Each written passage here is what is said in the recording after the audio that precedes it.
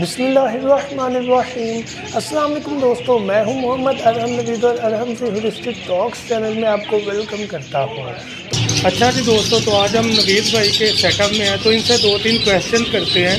कि सबसे पहला क्वेश्चन हमारा यह है कि नवीद भाई, आपने सबसे पहले कब ये काम स्टार्ट किया और काइंडली इनकी प्राइसेस का भी बता दीजिएगा।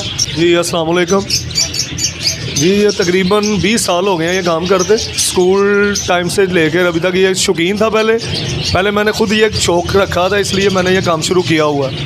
और दूसरे नंबर पे इनका डिटेल प्राइस, ये माल मेन कराची से आता है, कराची से लाहौर, लाहौर से हमारे पास आता है। और इनका रेट 700 से लेकर 1000 रुपये तक जोड़े का पेयर का होता है। हाँ जी, आप जिस तरह का कहें आपको हर पेयर इंशाल्लाह हमारे पास मिल जाएगा। हमारी मेन घंटा घर गरजाकी गेट में शॉप है, ठीक है।